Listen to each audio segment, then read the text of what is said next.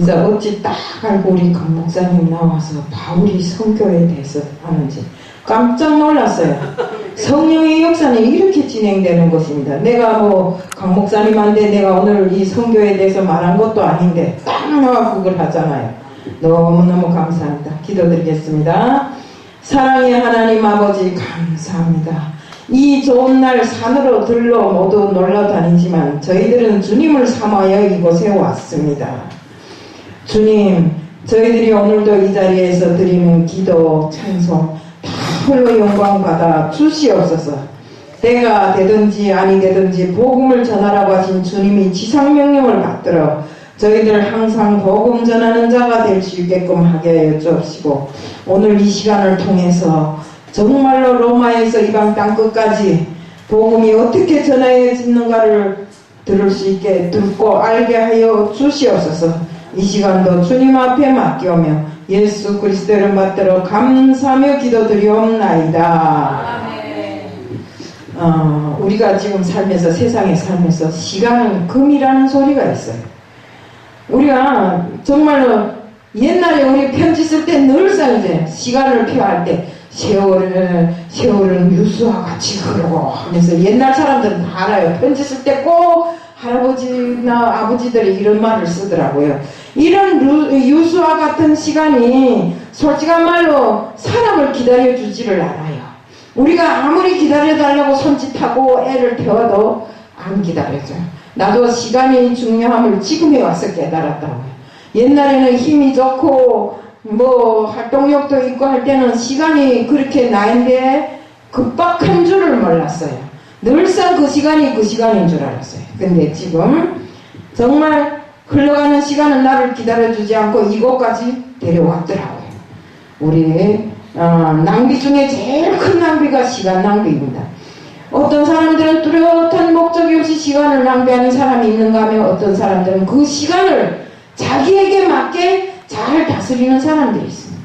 시간을 잘 다스리는 사람일수록 정말 인생을 지배할 줄 아는 사람이라고 봐도 과언이 아닙니다. 우리에게 시간은 너나없이 다 공짜로 주어지지만 금보다도 더 귀한 것이 시간이라고 했어요. 한 번 흘러간 시간은 되돌아올 수 없잖아요. 그러면 우리가 이 흘러가는 세월을, 흘러가는 시간을 정말 허비하지 말고, 우리는 누굽니까? 그리스도인이잖아요. 그럼 뭘 해야 되겠어요? 복음을 전해야 된다 이겁니다. 때가 되든지 아니 되든지 복음을 전하라고 하신 것은 하나님의 지상 명령이라고 했어요. 명령은 어떻습니까? 무조건 수행해야 되지 않습니까? 군대에서 명령을 수행 안 하면 그 사람은 아야 군인 취급도 못 받아요. 그렇기 때문에 명령이라고 할 것은 무조건 실행해라 이 소리입니다. 우리는 주어진 시간을 최선을 다해서 정말 이용해야 됩니다. 정말 시간이 늘상 있는 것 같지만 나에게 주어진 시간도 언젠가는 결산할 날이 온다 이겁니다. 우리 여기 앉은 사람들이 절반 이상은 주어진 시간이 결산 날을 기다리는 사람들이 아닙니까? 그렇기 때문에 이 귀중한 시간을 허비하지 말고, 비록 남보다 많지 않은 시간이지만 짧은 시간이나마라도 잘 이용해서 정말 주님이 이 땅에 오셔서 하셨던 그 복음 전하기에 우리 모두가 힘쓰고 애쓰는 자들로 살아야 된다는 것입니다. 저는 요즘에 그 설교하면서 주로 사도행전을 중심으로 해서 설교를 했어요. 오순절 성령의 역사를 통해서 초대교회가 세워졌고 사도들을 통한 복음의 역사와 선교의 불이 가슴 뜨겁게 타오르던 때가 있었어요. 사도들이 수없는 고난과 핍박 속에서도 예수라는 그 이름 하나를 불렀다가 집도 뺏기고 매도 맞고 이렇게 했지만 그들은 복음 전하기를 중단하지 않고 어디에 가서도 대담하게 담대하게 말씀에 있는 것처럼 주 예수 그리스도를 전했습니다. 우리 사도행전 28장까지 우리는 끝이라고 생각하지만 이 사도행전 28장은 우리가 뭐라니까 성령행전이라지 않습니까? 이 성령행전은 우리가 다 살고 그 후대가 다 살아도 우리 옛날의 사도들이 그 행적을 넘겨받은, 그 바톤을 넘겨받은 우리들은 이 사도행전이 끝나는 것이 아니라 계속 이어서 나가야 된다 이거. 응? 우리 대에서 끊어지면 안 돼요. 예수 그리스도의 생명을 전하는 증인으로서 정말 증인의 사명을 선교에 열정을 다하고 정말 우리들 모두가 최선을 다하는 이런 사람들로 살아야 되고 예수님이 그 업적을 우리를 통해서 이루어 나가야 된다 이겁니다. 지금까지 많은 우리의 선진들 선인들이 했던 것처럼 우리도 역시 그들이 모범을 따라서 정말 해야 됩니다. 저 오늘 아침에 하영조 목사님 설교를 강해를 들으면서 야, 하영조 목사님 그때 우리 하나원에 있을 때 와서 설교했는데 어떻게 저런 분이 가셨을까? 그렇게 대단한 분도 가시더라고요. 왜? 하나님이 너는 사명을 다 했다 하면 하나님이 부르시면 가야지. 내가 영 빼는 재간이 있어요? 없잖아요. 이토록 우리가 사명을 감당 못해서 아이고 너는 이 세상에 암만 둬도 필요 없는 사람이다 이래서 불러가기 전에 우리는 하나님 앞에 할 수 있는 것 다 하고 가야 됩니다. 네. 저는 사도행전의 키워드는 두 가지라고 생각했어요. 하나는 우선 성령의 역사라는 것입니다. 보이지는 않지만 항상 성령의 역사잖아요. 그것처럼 성령이 말씀하시고 우리를 보호하시고 또 사람을 만나도록 하시고 내가 무엇을 하든 항상 성령이 우리를 인도해 주신다 이겁니다. 때문에 그 성령의 역사를 통해서 하나님 나라가 지금까지 이루어지고 있는 것입니다. 그러므로 교회의 본질은 성령의 역사라고 해도 과언이 아닙니다. 또 하나는 정말 하나님은 사람을 통해서 일을 하신다는 것입니다. 사람을 부르시고 사람을 세우시는 것 역시도 하나님이십니다. 가장 중요한 것은 사람입니다. 사도행전 9장 15절에 보면 다메섹에서 바울이 주님을 만났을 때 내 이름을 전하기 위해 내가 택한 그릇이라고 하셨습니다. 왜? 더럽고 추한 그릇이지만 바울이 그때는 그런 사람이었잖아요. 그리스도인을 핍박하고 막 진짜 엄청나게 했던 사람이지만 돌로 쳐 죽일 때도 그 사람이 사인을 했던 사람이잖아요. 이토록 정말로 보면 성경에서 놓고 보면 가장 악질적인 사람이었지만 주님이 뭐라 했습니까? 바울을 보고 내가 들어쓰기 위해서 세운 그릇이 우리들 역시도 다 같습니다. 믿기 전에는 다 추하고 더러운 그릇입니다. 그렇지만 그 그릇이 성령으로 인해서 깨끗이 되고 주님이 정말 깎아 만듦으로 해서 정말 주님이 사람으로 세워지는 것은 당연한 일입니다. 하나님은 변화받은 사람들의 훈련을 통해서 그 사람을 다스리고 정말 다스려서 그 사람이 가지고 있는 이런 그 달란트를 사용해 쓰시었습니다. 지식 있는 사람은 지식을, 능력 있는 사람은 능력을, 힘 있는 사람은 힘을 빌어서 주님께서 가공하고 다스리고 깎고 해서 정말 그 사람을 들어 쓰셨다 이겁니다. 준비된 사람, 믿음의 사람, 성령께 사로잡힌 사람을 사용했습니다. 성경의 모든 일이 우연이 아님을 깨닫게 합니다.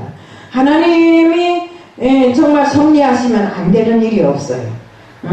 그동안 바울이 복음을 전하다가 고소를 당해서 정말 감옥에도 갇히고 마지막에는 로마 가이사 황제 앞으로도 끌려가는 이런 일을 당했어요. 가는 도중에 유라굴로라는 이런 풍랑을 만나서 다 죽게 되었다가 간신히 14일 만에 살았잖아요. 그것처럼 정말 그가 유라굴로를 만난 것도 중요한데 또 더군다나 이 섬에 가서 독사에게 물렸잖아요. 독사에게 물렸으면 우리 같은 사람들은 금방 죽어버리든가 기절하든가 했겠는데 그 독사의 독도 바울을 침해하지 못했어요. 그는 절대로 두려움이 없었어요. 사도행전 28장 7절 9절에 보면 그러나 죽지 아니하고 그것을 계기로 섬에서 최고 지도자 볼리오와 섬 주민들이 예수를 영접하기도 했습니다. 사도행전 27장 24절에 보면 하나님께서 나를 로마로 보내서 복음을 전해야 할 목적이 있다는 것을 분명히 알았기 때문입니다. 하나님께서는 바울을 통해서 로마를 전도하기로 마음먹어서 바울이 로마로 가기로 했습니다. 사도행전을 전하면서 모든 사건들이 성령의 역사와 하나님의 섭리를 깨닫게 되었습니다. 사람이 생사복을 성경 관점에서 보면 우연이 아니라 하나님의 섭리라고 말해야 합니다. 우리 모두는 하나님의 주관적 섭리 안에 있는 것입니다. 나의 운명의 주인이시며 모든 것을 주관하시는 분도 주님이십니다. 우리가 기도할 때 늘상 이러잖아요. 또 이것이 사실이잖아요. 우리 사도행전 28장 14절에 보면 거기서 형제들을 만나 그들이 청함을 받아 이레를 함께 머무니라. 그래서 우리는 이같이 로마로 가니라. 이같이 로마로 가니라고 했는데 당시 로마는 세계의 중심지였어요. 로마를 거치지 않고는 그 어떤 문화도 그 어떤 경제도 이룰 수 없는 것이 로마는 그때 그처럼 강했어요. 강대한 나라였어요. 정말 그와 마찬가지로 세계의 복음의 중심지 역시 로마였어요. 유라굴로의 풍랑이 거치고 멜리데의 섬에서 독사에게 물렸지만 정말 그 독이 바울을 삼키지 못한 것은 바로 성령의 인도함이었고 주님이 그를 보호하셨기 때문이고 하나님이 섭리하셨기 때문입니다. 결국 바울이 로마로 갔고 예루살렘에서 로마까지 복음이 전해지는 사건이 우연이 아니라 하나님이 섭리라는 것을 우리 모두는 깨닫게 됩니다. 바울이 어떻게 로마로 갈 수 있겠어요? 로마 시민권을 포기하고 예수를 믿은 사람인데 몸은 붙잡아 죽이려고 하는데 그리스도인 인생을 운명이라고 하지 않습니다. 팔자라는 말도 하지 않습니다. 팔자와 운명을 바꾸는 것입니다. 지옥 갈 운명이 예수를 믿고 천국 백성이 되는 것입니다. 요한복음 5장 24절에 보면 예수를 믿으면 영생을 얻었고 심판에 이르지 아니하나니 사망에서 생명으로 바뀝니다. 예수를 믿으면 마귀의 자식에서부터 하나님의 자녀가 되고 어둠에서 빛으로 돌아옵니다. 성경은 운명이 아닌 섭리라고 말씀하십니다. 사도행전 8장에 보면 예루살렘에서 큰 핍박이 일어나니까 예루살렘에 있던 그리스도인들이 사마리아 성으로 흩어졌어요. 놀라운 것은 그리스도인들이 흩어져간 어느 나라에서도 복음이 씨앗이 뿌려지고 복음이 전해지기 시작했다는 것입니다. 결국 그 원천이 복음이 씨앗이 되고 열매를 맺고 이렇게 해서 세계의 복음이 전해지게 된 것입니다. 정말 이방 세계의 복음이 전해진 것은 거저일이 아닙니다. 막 들어 흩으신 것 같지만 그 흩으신 사람들로 인해서 결국에 가서는 복음이 전해지게 된 것입니다. 사도행전 10장 3절에서 8절의 내용을 보면 고넬료가 기도하는 가운데 베드로를 만나 환상 가운데 그를 인도했다고 했습니다. 그래서 이방인 구원의 역사가 시작됐는데 또 사도행전 16장에 보면 바울과 실라가 복음을 전하다가 억울한 누명을 쓰고 감옥에 갇혔지만 이 일로 간수를 구원하는 하나님의 섭리를 보았습니다. 지금 바울이 로마로 간 것도 당시 세계의 중심지였던 로마의 복음이 전해지는 섭리입니다. 하나님은 역사를 섭리하시고 또 개인을 섭리하시고 민족을 섭리하고 계십니다. 지금도 우리 모두를 여기 앉은 모든 한 분 한 분도 다 하나님이 섭리하지 않으면 여기 와 앉아있을 이유가 없잖아요. 오지도 않을 것입니다. 그래서 우리는 하나님 뜻대로 살기를 원하고 매일 기도해야 되는 것입니다. 바울은 하나님의 섭리를 깨닫고 감사했어요. 사도행전 28장 15절에 보면 거기 형제들이 우리 소식을 듣고 아비오 저자와 삼강까지 맞으러 오니 바울이 저희를 보고 하나님께 살해하고 담대한 마음을 얻으니라. 바울이 고생하면서 로마에 도착했을 때 자신을 맞으러 나와서 기다리는 사람들을 보고 하나님의 섭리를 깨닫고 감사했습니다. 어떻게 바울이 그 로마로 간다는 걸 알고 사람들이 나와서 기다렸을까요? 하나님의 섭리가 아니면 될 수도 없는 일입니다. 신앙에서 우리는 감사를 놓치면 안 됩니다. 우리 늘상 아침에 일어나서도 주님 감사합니다. 사는 과정에 하루 일과 중에 24시간 일과 중에 하나님 감사합니다. 감사가 넘치는 생활이 되어야 됩니다. 우리 늘상 말하잖아요. 범사의 감사는 우리가 되게 하소서. 범사란 게 뭡니까? 내 생활이 전부가 다 감사를 넘쳐야 된다 이겁니다. 감사는 은혜에 대한 최고의 표현입니다. 그렇기 때문에 우리가 깨닫고 보면 감사할 것이 너무 많습니다. 이스라엘 백성들이 구원받은 것을 감사했습니다. 출애굽기 그 23장 15절에도 보면 애굽에서 나왔습니다 하는 그 줄이 있어요. 그 감사의 뜻이 있어요. 예수를 믿고 구원받은 것이 첫째로 감사의 조건입니다. 아침에 눈을 뜨면 우리 모두는 감사를 해야 돼요. 살아있음에 감사해야 됩니다. 오늘을 건너지 못하고 죽은 사람들도 많잖아요. 하지만 나에게 생명을 주신 하나님께 감사해야 됩니다. 정말 우리는 하나님이 부르시면 한순간에 가버립니다. 우리 생각해 보세요. 우리 김성수 목사님도 그러잖아요. 열심히 하나님 일을 하시다가 부르시니까 홀딱 가버리고 우리 눈에 보이지도 않잖아요. 때로는 좀 서운할 때도 있지만 그래도 하나님이 부르셨으니까 때가 돼서 간 것이라 생각하는 것입니다. 우리가 어쩔 수가 없는 일이잖아요. 우리 건강한 내가 생각 없이 보내는 5분이 정말 중환자에게는 이승과 저승을 오고 가는 이런 삶이라고 말하는데 정말 우리는 시간을 귀하고 정말 귀하게 여기면서 살아야 되는 것입니다. 지금 현재 내가 살아있는 것에 감사해야 되고 내가 숨쉬는 것조차 감사해야 됩니다. 또 이 자리에 와서 다 앉아있는 것도 감사해야 됩니다. 내가 건강하지 못하고 걸어올 수준이 못 되면 이 자리에 올 수도 없잖아요. 바울은 하나님이 섭리를 깨달았을 때 유라굴로 풍랑도 감사했어요. 감옥에 있던 것도 감사했어요.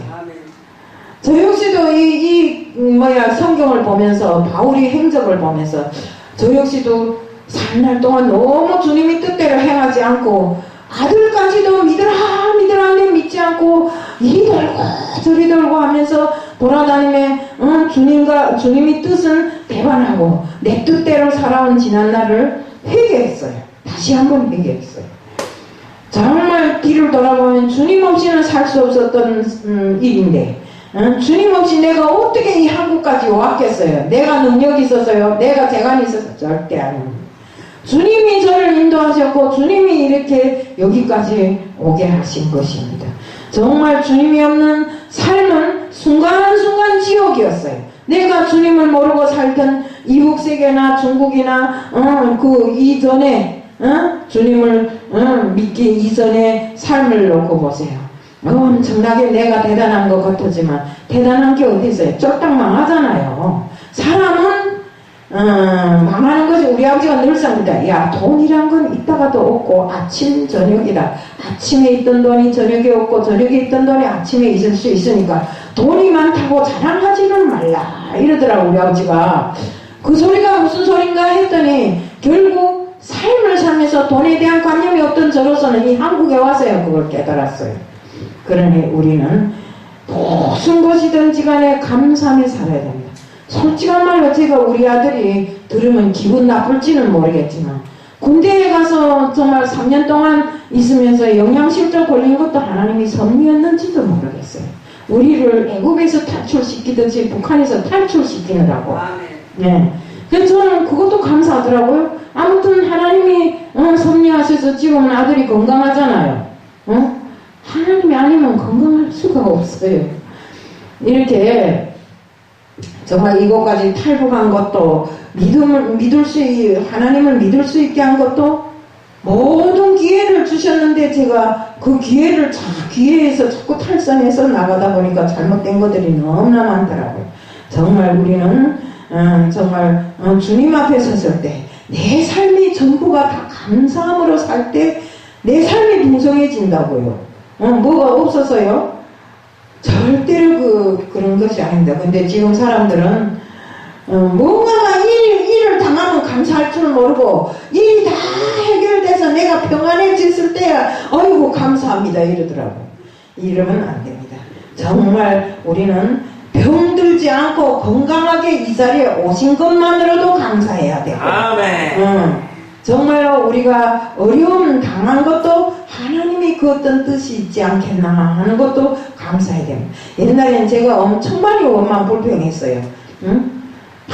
무슨 하나님이 무슨 다 행복하게 해주고 축복해주고 맨날 은혜 베풀어준다는데 이거 뭐인데? 하면서 이런 의견을 많이 부렸어요. 그런데 돌아보니까 아니 그 대단한 바울에게도 교만해질까봐 눈에 가시를 줬잖아요. 그것처럼 고난 뒤에 주시는 하나님이 축복을 생각하지 않고 내 앞에 놓인 고난만 생각했더라 이겁니다. 우리는 그렇게 하면 안 됩니다. 우리는 범사에 감사하는 삶이 되어야 됩니다. 우리가 가만히 이렇게 놓고 보면 어려운 환경에서도 얼굴이 반짝반짝 빛나고 늘상 입에는 빠끗빠끗 웃음이 있는 사람은 범사에 감사하는 사람이다.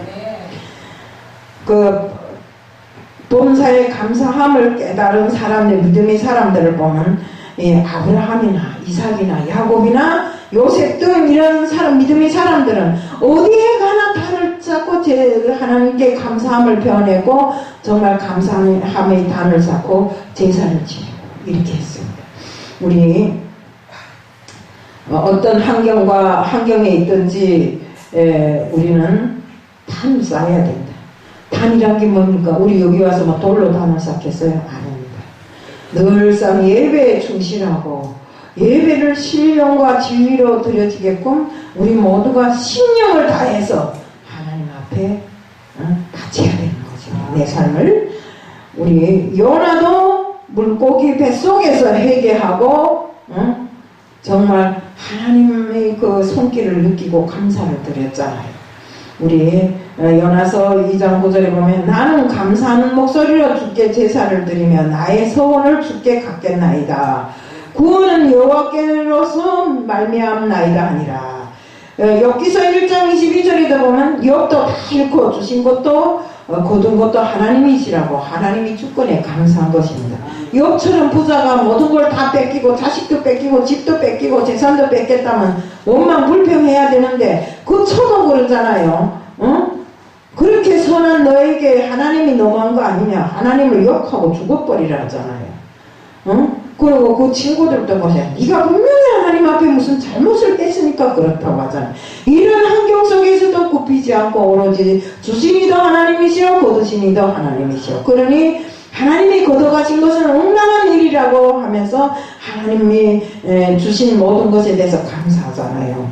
우리 모두들 이것은 알아야 됩니다.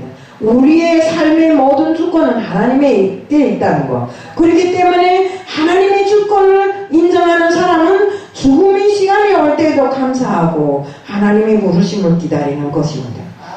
우리 여기 김재열 전도사랑 알겠지만 우리 임호성 목사님 어머니가 돌아갔을 때 돌아가기 직전에 가서 봤어요. 그런데 막 믿지 아니하는 사람들은 막 인상 찌그리고 막 힘들다고 그러는데 믿는 사람인 그분은 누구세요? 권사님 그때 제가 권사했어요. 권사님 나 가네. 하나님이 나 천사들을 지금 보내서 자기를 데려간대. 막 죽는 사람 그 순간에 숨이 깔딱 넘어가는데 웃으면서 가시네요. 나 그거 보고 깜짝 놀랐어요. 저분이 무슨 잠들었겠지 이랬어요. 근데 돌아가셨더라고요.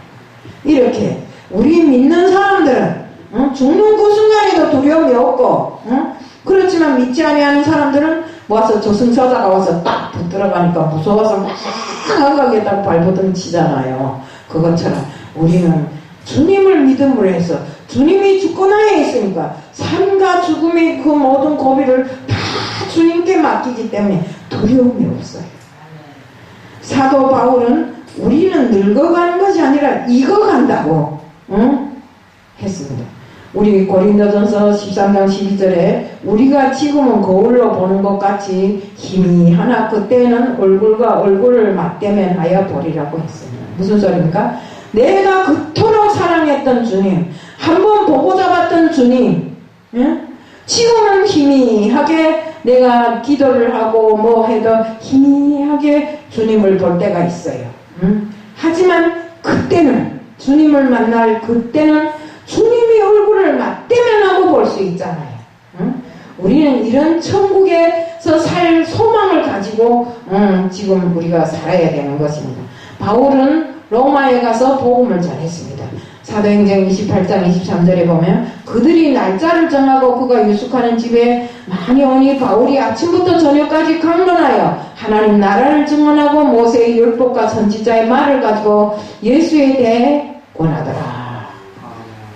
바울은 아침부터 저녁까지 로마에서 강론했습니다. 모든 길은 다 로마로 통한다는 그 말이 있습니다. 현재 세계를 움직이고 있는 것은 뉴욕이라고 하는데 세계 나라가 한 190개 나라가 되는데 이 모든 사람들이 한 번쯤은 다 뉴욕에 가보고 싶은 이런 심정이 있어요. 그것처럼 그때는 로마를 통해야 문화도 경제도 다 통할 수 있었습니다.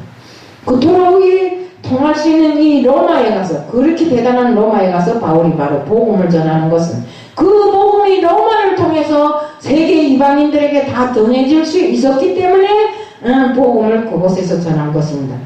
바울을 바로 보내신 목적이 전 세계에 복음을 전하기 위해서라고 했습니다. 예수가 그리스도이고 하나님의 어린 양으로 우리 죄를 지시고 십자가를 지셨고 죽음에서 부활하시고 죽음의 권세와 사망의 권세를 이기신 그 모든 것에 대해서 바울은 전했어요.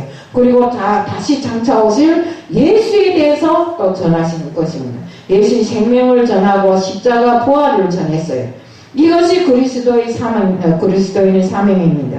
우리가 전하면 하나님이 일하십니다. 내가 씨를 뿌려놓으면 하나님이 거두신다는 것입니다.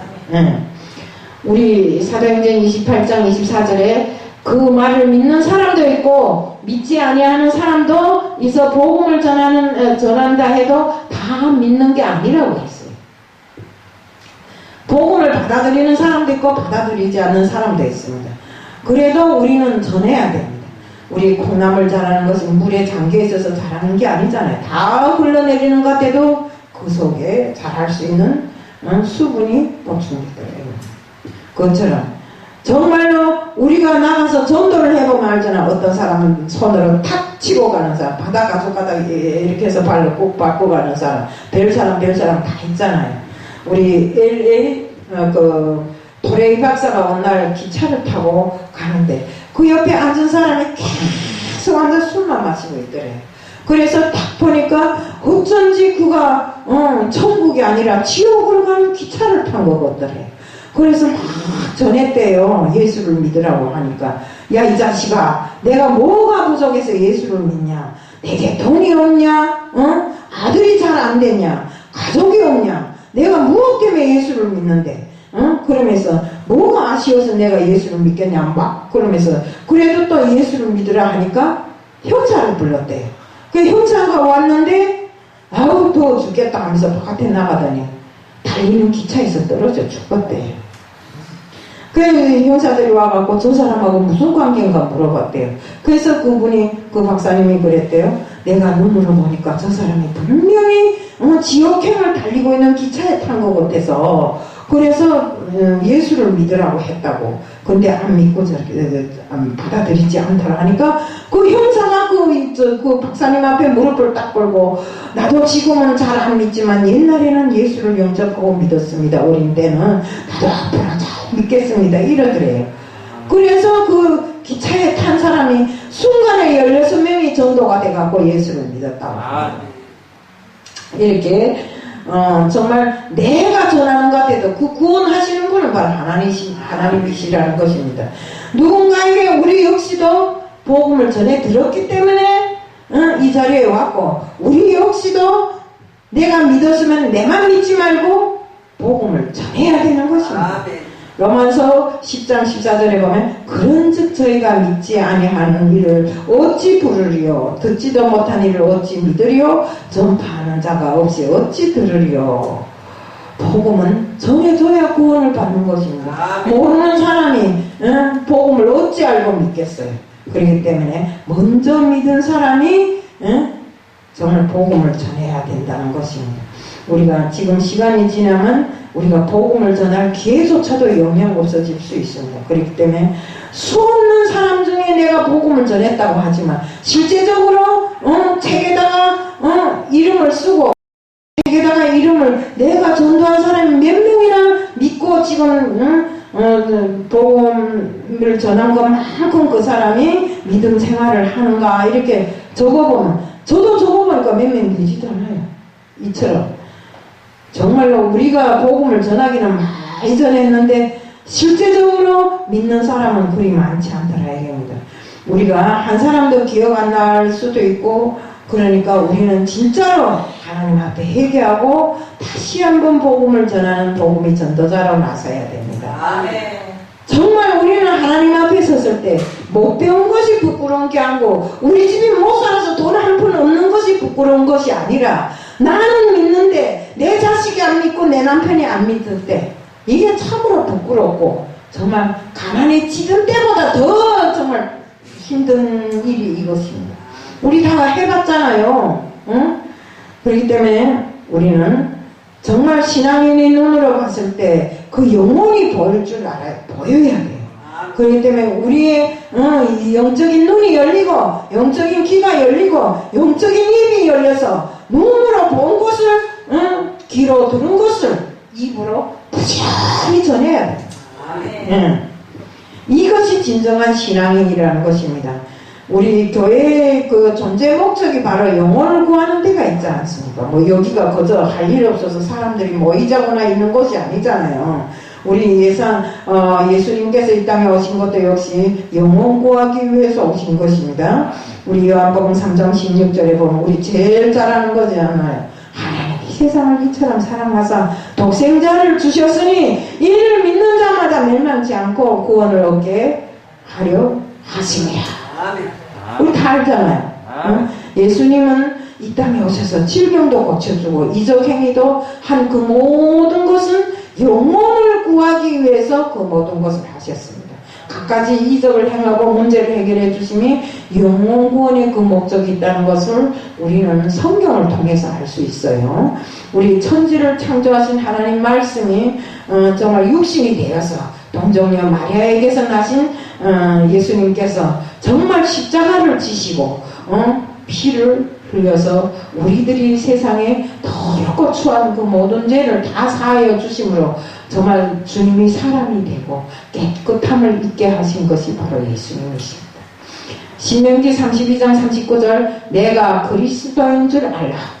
나 외에는 신이 없도다. 나는 죽어도 죽이기도 하며 살리기도 하며 상하게도 하며 낫게도 하나니 내 손에 능히 빼앗을 자가 없도다.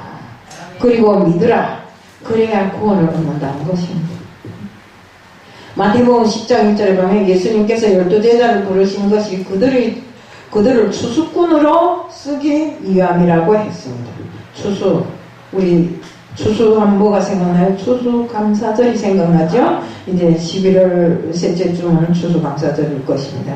그러니 우리는 더군다나 추수 말 자체 감사절입니다. 그렇기 때문에 감사하며 사는 삶을 살아야 됩니다. 누가복음 10장 2절에 보면 70전도인을 부르신 것이 추수일꾼으로 부르셨습니다. 나를 먼저 택하시고 부르셔서 성령을 충만케 하게 한 이유가 바로 영혼을 구원하기 위한 것입니다.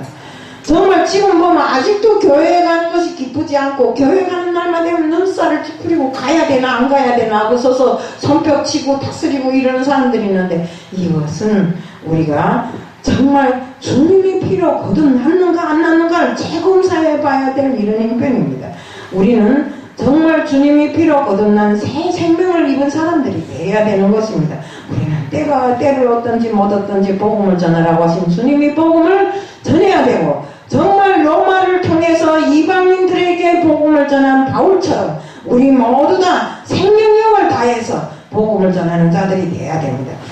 특히나 우리 사도행전 28장이 오늘날로 끝나지 않고 대를 이어서 주님이 오시는 그날까지 끝나게 하셔야 되고 우리는 그를 위해서 사지장철 정말 최선을 다하는 우리들 모두가 되자는 것을 말씀드리며 오늘 말씀을 마칩니다. 사랑의 하나님 아버지 감사합니다.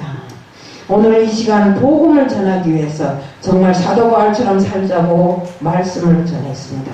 주님 저희들 이 시간에 정말 기회를 얻지 못할 복음을 위해서 모든 것을 다 바치는 저희들 되게 하여 주옵시고 감사와 기도로 정말 저희들 조금 믿음 생활을 할 수 있게끔 해주실 줄 믿사오며 예수 그리스도 이름 받들어 감사하며 기도드리옵나이다. 아멘.